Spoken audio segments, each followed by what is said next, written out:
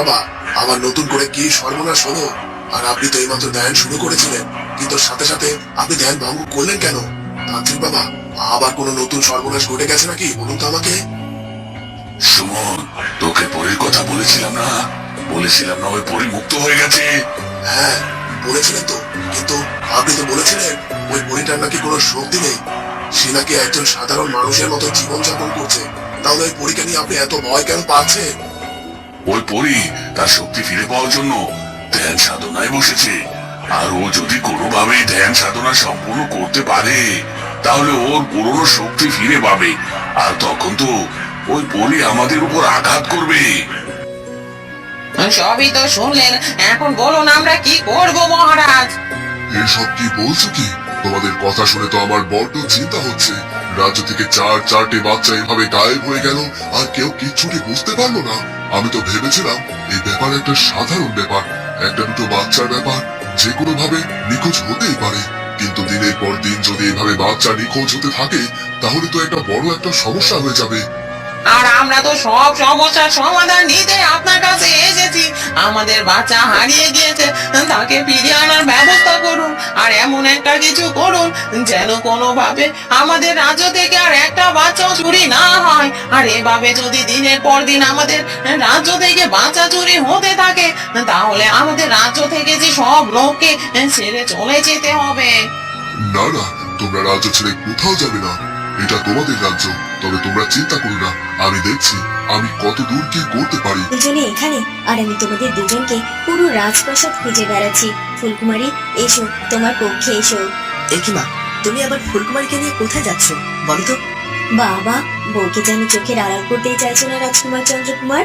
তবে তুমি চিন্তা করো না, ফুলকুমারীকে আমি দূরে কোথাও নিয়ে যাচ্ছি না, ওকে নিয়ে তোমার কক্ষেই যাচ্ছি। আসলে ফুলকুমারী এই রাজ্যের রাজবধূ, ও যে পোশাক পরে আছে এই পোশাক ওকে মানায় না। তাই আমি ফুলকুমারীর জন্য সুন্দর পোশাক এবং গহনা এনেছি। তবে আর তোমাদের কক্ষে না পেয়ে ভাবলাম তোমরা হয়তো এখানে আছো, তাই এখানে চলে এলাম ফুলকুমারীকে ডাকতে। ও আচ্ছা, তাই বলো, ঠিক আছে, যাও ওকে নিয়ে যাও। আর তুমি ওকে এমন ভাবে সাজিও যেন ওর দিক থেকে আমি চোখ ফেরাতে না পারি। আমাদের ফুলকুমারী এতটাই সুন্দর যে তাকে সাজানোর কোনো দরকারই পড়ে না। যে তার দিকে একবার তাকাবে সে যে তার দিক থেকে কিছুতেই চোখ ফেরাতে পারবে। ডাকছো কেন মা? আমি কি নিজের অজান্তে তোমাকে কষ্ট দিয়ে ফেললাম? না না রানীমা, আমার চোখে থেকে যে জল গড়িয়ে পড়েছে, এই জল যে কষ্টের জল নয়, এটা হলো সুখের জল। আমি এর আগে কখনো কোনোদিনও এত সুখ পাইনি। আমার বাবা মা তো আমার জন্মের সময়ই মারা গেছে। কোনোদিনও তো বাবা মায়ের আদর ভালোবাসা বুঝিনি। সামনে দেখতে পাচ্ছি যে ফুলপরি মনের আনন্দে এখানে ধ্যান সাধনা করছে। কিন্তু ফুলপরি, আমি যখন এখানে একবার এসে পড়েছি, তুমি তো কিছুতেই তোমার ধ্যান সাধনা সম্পূর্ণ করতে পারবে না। আমি এক্ষুনি তোমার ধ্যান সাধনা ভঙ্গ করব, আর তোমাকে চিরকালের মতো হত্যা করে ফেলবো। এই কথা বলে তান্ত্রিক তার শক্তি প্রয়োগ করে ফুলপরীকে হত্যা করার উদ্দেশ্যে। কিন্তু তান্ত্রিকের সেই শক্তি ফুলপরীর কাছ পর্যন্ত না যেতেই অদৃশ্য হয়ে যায়, কারণ সাধু বাবার ডাক কেটে দেওয়া সেই গম্ভীর ওপারে তান্ত্রিকের শক্তি পৌঁছতে পারে না। এটা কি হলো? আমার শক্তি এভাবে অদৃশ্য হয়ে গেল কি করে? আর ওই পরীর শরীরে তো স্পর্শ করলো না, কিন্তু কেন? তখনই তান্ত্রিক নিচে তাকাতেই দেখতে পায় যে ফুলপরীর চারপাশে একটি গণ্ডি কাটা আছে। ও আচ্ছা, তাহলে এই কারণে আমার শক্তি ফুলপরির শরীর স্পর্শ করতে পারেনি। কিন্তু ফুলপরি, তুই যতই চালাকি করে গন্ডি কেটে সেই গন্ডির মধ্যে বসে থাকো না কেন, আমি ছলনা করে তোমার এই গন্ডির ভেতর থেকে বাইরে বের করে আনবো, আর তোমাকে মুহূর্তের মধ্যেই শেষ করে দেব।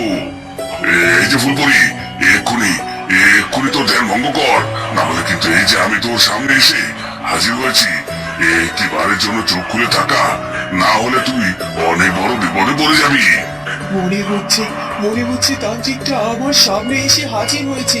ও নিশ্চয়ই খবর পেয়ে গেছে যে আমার শক্তি ফেরানোর জন্য আমি যজ্ঞ করছি, আর ও তো কিছুতেই চাইবে না আমি আমার শক্তি ফিরে পাই।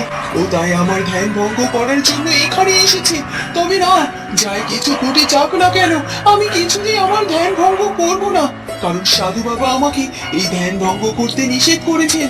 যদি কোনোভাবে আমি ধ্যান ভঙ্গ করে ফেলি তাহলে তো আমি আমার শক্তি ফিরে পাবোই না, উল্টে উল্টে আমার জীবন বিপন্ন হতে পারে।